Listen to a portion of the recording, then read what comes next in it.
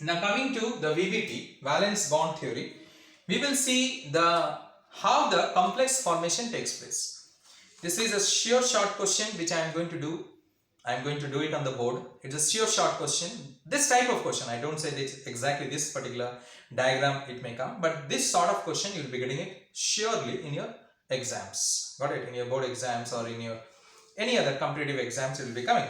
Where you'll be in competitive exams, of course, you'll not be asked to draw it. Alright, they'll be asking you the hybridization and any other thing like nature, paramagnetic or diamagnetic or inner orbital, outer orbital, they'll be asking you. But in board exams, you'll be asked to draw it also. Got it? So the first one I am coming is your hexacyanoferrate ion. That is FeCN whole 6 4 minus. Hexacyanoferrate ion. That is FeCN whole 6 4 minus. We can say that. So here when I say FeCN whole 6 4 minus, first we'll consider the oxidation number of Fe. We'll take it as X. Now Cn is minus 6 because each Cn is minus 1. So minus 6 is equal to minus 4. Whole thing is minus 4. So X is equal to plus 2. That means oxidation number of iron is plus 2. It is ferrous. So hence I said hexacyanoferrate ferrous 2 ion. I said it, isn't it?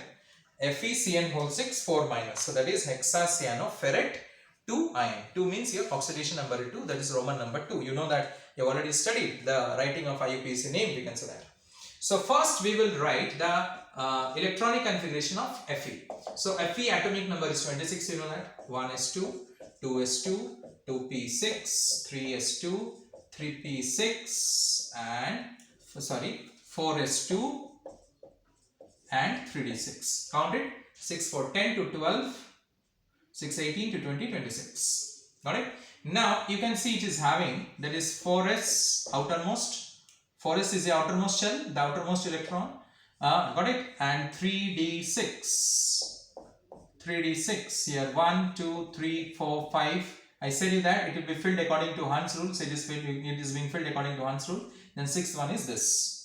Got it? In the postulates I have said that it is being filled according to Hund's rule. See how I have filled 1 2 3 4 5 and this is your sixth one. Clear? Now when is Fe2 plus, then what will happen is that 4s will be not be there, only 3d6 will be there because 4s will be lost now, 2 electrons. Fe2 plus and 2 electrons will be lost. So from where it will be lost? From the outermost shell, that is 4s. So hence it will be 1s2, 2s2, 2p6, 3s2, 3p6 and 3d6. Got it? Now next is what will happen is that, so here what you find that here, that is I will say you 4s is vacant. It becomes vacant when 2 electrons is lost. 4s becomes vacant. After 4s that is 4p is also there, of course, definitely. It is not required here. In case of this particular electronic configuration, 4p is not required, but 4p is there or not? Because fourth shell I have taken it. So in the fourth shell, not only 4s is there, 4p is also there. So 4p is also vacant. Alright, so here I am counting, I have to count the vacant orbitals. Because I require 6 vacant orbitals. See, the coordination number is 6. Understand properly, coordination number 6. So I require 6 vacant orbitals. I have already said in my what you can say postulates. 6 vacant orbitals are required, which will in the iron, where I require 6 vacant orbitals, in the iron I required. Why? Because the coordination number is 6. So there are 6 ligands are there. So 6 vacant orbitals are required. So hence I am counting the vacant orbitals. So 1 vacant orbitals I got is your 4s because 2 electrons is lost. Another vacant orbitals is your 4p. We can say that. 4p is another vacant orbitals because as I said, 4s is there, 4p is vacant completely. It is not used means what? It is vacant. And now what will happen is that, alright, after 4s and 4p vacant orbitals, see, Fe2 plus is under a very strong ligand. I have said you already in the spectrochemical series that Cn minus is a stronger ligand in the spectrochemical series. So you write it there that under a strong ligand, you have to write it down this point, under the strong ligand Cn minus, pairing of electrons takes place in case of Fe2 plus. Pairing of electrons is taking place. Pairing of electron means this, that is under the influence of this strong ligand. Let me write down. Under the influence of strong ligand Cn minus, pairing takes place. Pairing takes place. So pairing in what? 4s is vacant, that you forget. That is vacant. 4p is vacant. This pairing, the unpaired electrons, you can see, the pairing is taking place in 3d. In 3d, the pairing is going to take place. So already this is paired. Now this become paired. This and this pairs up, and this and this pairs up. So pairing. So you can see here what happens. Two vacant orbitals in 3d is being produced. Got it? 3d, two vacant orbitals is produced. So what I can say is that in 3d,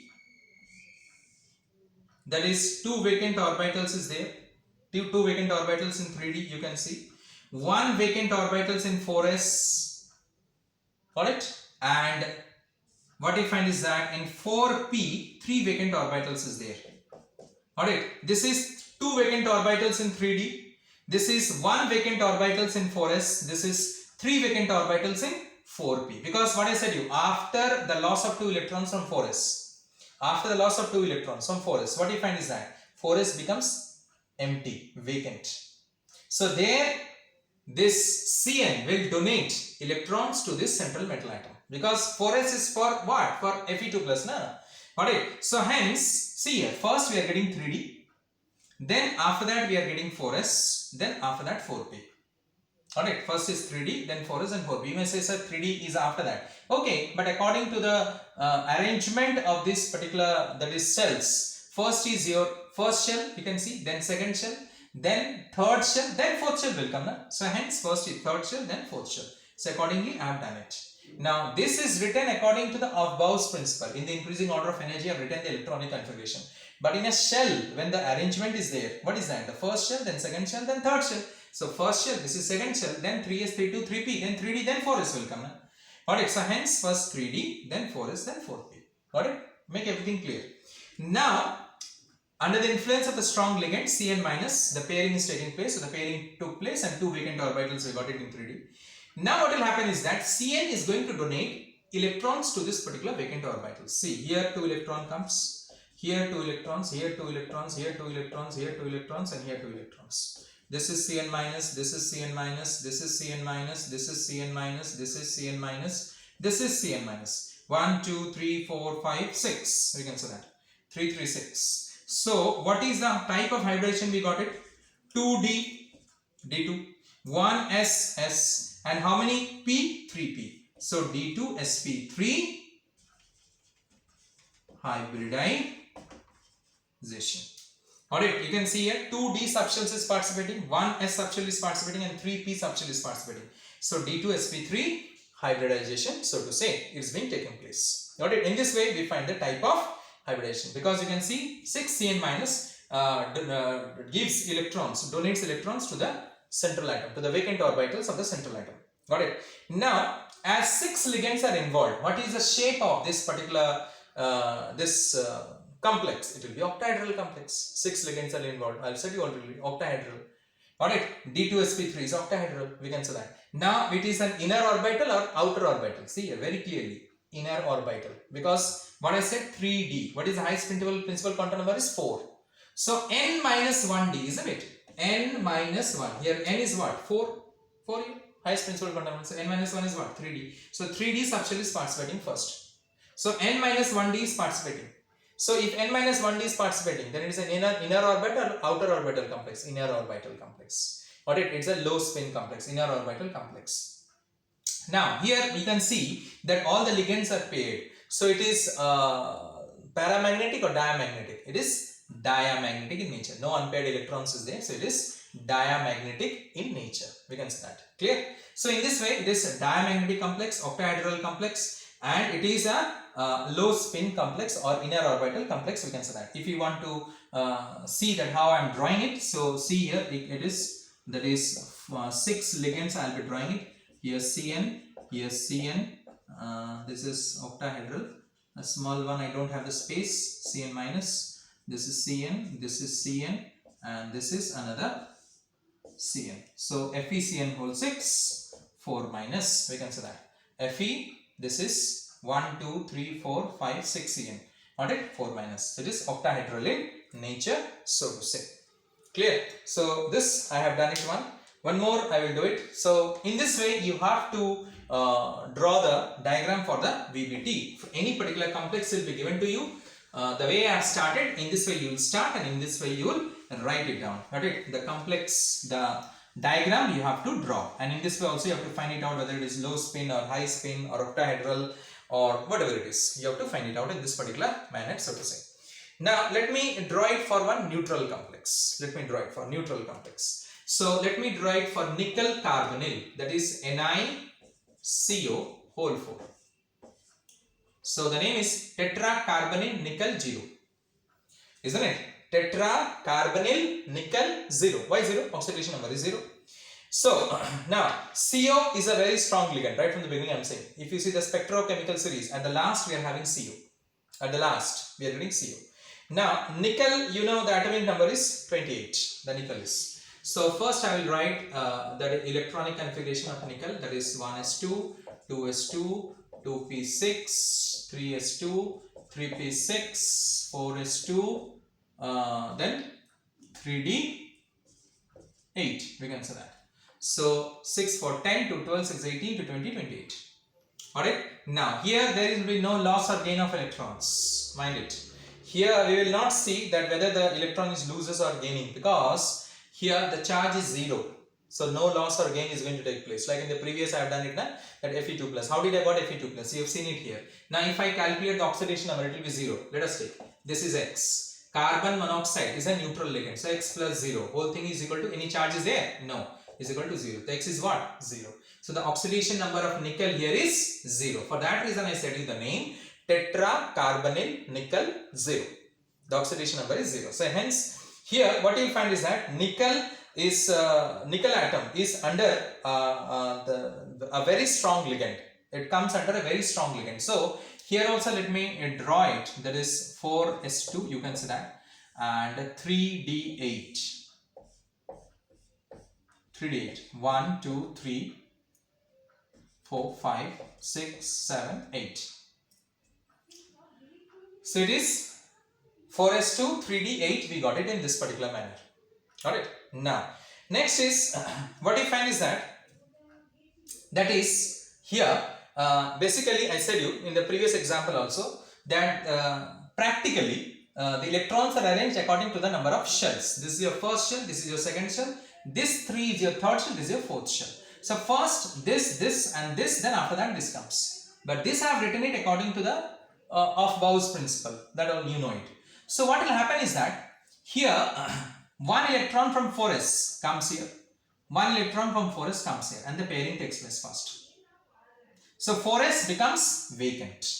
Alright, so here under the influence of strong ligand, under the influence of strong ligand CO, pairing takes place. So how the pairing is taking place here, that is what you find is that the D subshell becomes completely filled. 1, 2, 3, 4, 5, 6, 7, 8. Now what you find is that one electron from 4s comes here and another from 4s also comes here. See how the pairing is taking place. There the pairing was taking place within that particular shells only. The pairing was within the same orbital it was taking place, isn't it? But here from this it is jumping to this particular orbitals, and from here it is jumping to the particular orbitals. So we can say that. Alright, from the outermost subshell it is going to the penultimate subshell. We can say that. This is the outermost subshell, this is your penultimate subshell. It is going from the outermost subshell to the penultimate subshell, and the pairing is taking place. So here also under the influence of the strong ligand, the pairing is taking place. But you see how the pairing is taking place here, that you need to understand. As a result, what you find, this is your 3D. Here 4s, a vacant orbital is created. Now how many ligands are here? 4 ligands are there. That means the central atom should have 4 vacant orbitals. This is one vacant. Another we are getting it from the 4p.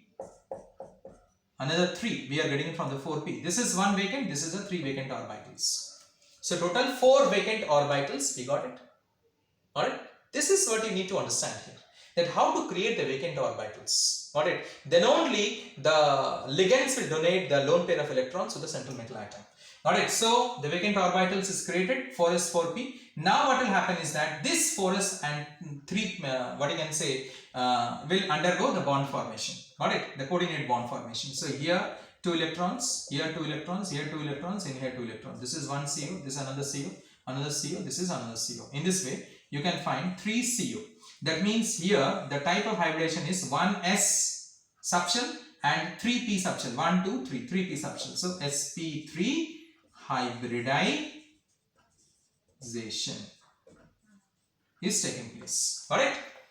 The main thing is the pairing, how it is taking place. As a result, the vacant orbitals, we got it here. See, the vacant orbital is created, and 1 vacant orbital from 4s and 3 vacant orbitals from 4p. I said you earlier also that when 4s subshell is there, it does not mean that 4p subshell from where it is coming. Are in the 4th shell, 4s is there, 4p is there, 4d is also there. But 4d I don't require, so I did not write it.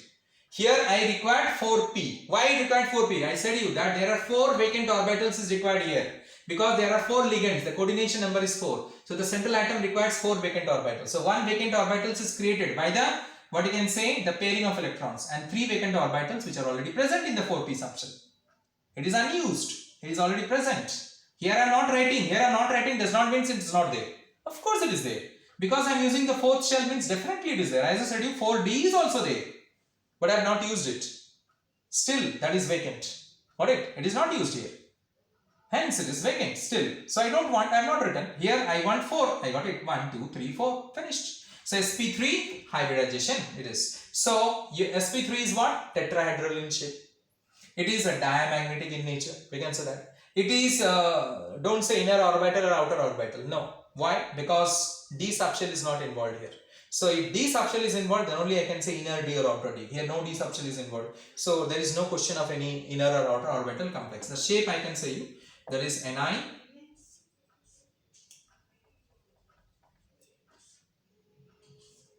this is CO, CO, CO and CO.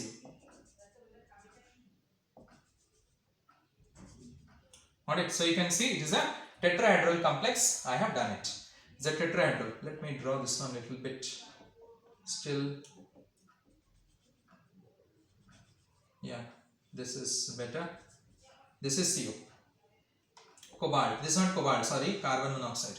So in this way, is a tetrahedral complex is being formed, so to say. So this is about your neutral complex, and the previous one which I did it for the that is the, it was not neutral, it was a particular cationic or the anionic complex. Anionic complex I did it. Okay. So in this way, how do you draw the diagram for the VVT? I have shown you. Got it? So in this way, whatever the question comes, you have to do it in this particular manner, the way I have shown it to you. So now the practice is required. If you do the practice more and more of the complex, if you draw it, then definitely you will be sure about it. Thank you.